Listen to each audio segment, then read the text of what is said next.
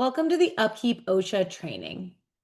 If you haven't seen our training on the UpKeep EHS access points, safety events, and CAPA, please make sure to check that out.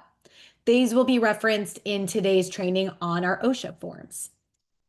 During the training today, we will do a quick overview of the OSHA forms, and then we'll dive into the UpKeep application and go over navigating the OSHA Logs 300 and the OSHA Summary Forms 300A, and then we'll wrap up with the resources that will support you moving forward.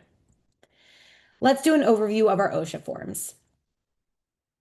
Here we highlight the OSHA Log Form 300.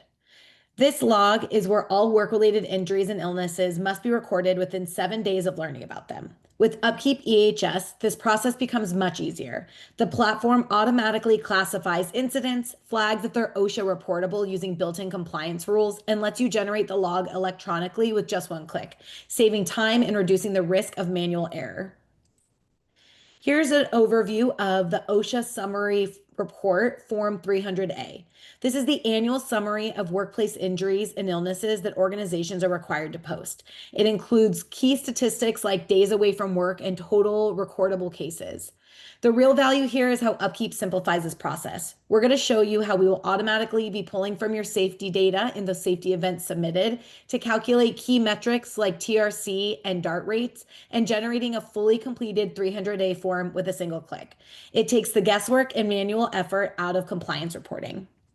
Let's dive into the application and walk through these forms together. First, we'll review our OSHA Log Form 300. I'm going to click on an existing log to show you the information included and how this was entered. So I'll edit this, which will show you our creation form. What's important to know is your OSHA forms or your logs have to be associated with a safety event that you've submitted in your UpKeep EHS. This is going to make sure that this information is included in the OSHA log and reference those additional details. Once you've linked your specific safety event, you'll fill out your information regarding the employee information. And depending on the type of case, you do have the ability to mark this as a privacy case. So there's going to be certain types of cases where you can redact the individual's name and it will just be listed as privacy case instead of including the individual's name. You'll fill out that information, and then you can include the medical information of the type of injury that took place and the type of medical care that was given. You can answer your OSHA questions regarding the severity of the incident, the amount of days away from work, and any restricted work activity. You can include information about the people and witnesses to the injury that took place and the corrective actions, including the root cause analysis.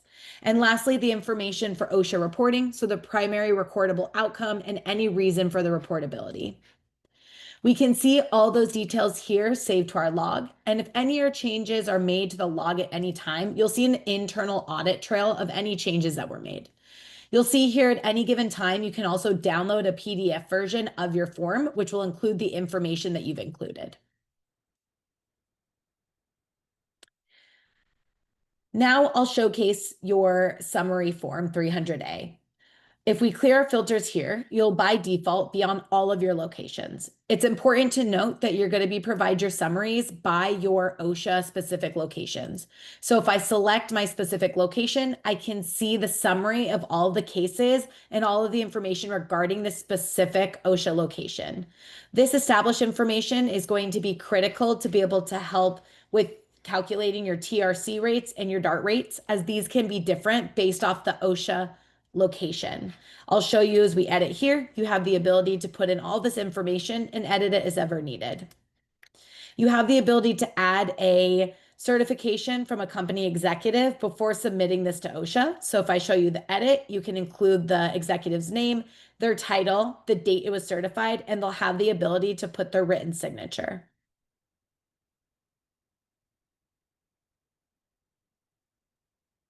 Once ready, you can go ahead and submit your OSHA report. It's important to note that UpKeep does not submit your OSHA report on your behalf.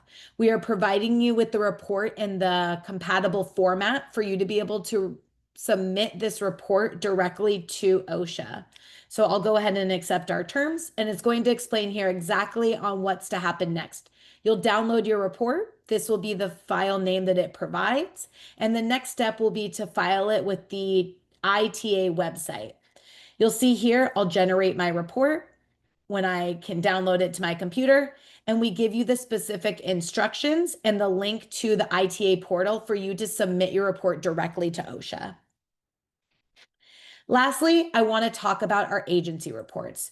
This is going to be if a severe incident took place and you had reported it to OSHA and you want an internal log of the conversation that took place. So if we select report new serious incident, you'll see here that it is required to immediately report any fatalities, hospitalizations, amputations, or loss of an eye. It must be reported immediately. For federal OSHA, within 8 hours, and for California, it's immediately as soon as feasible, no longer than 8 hours.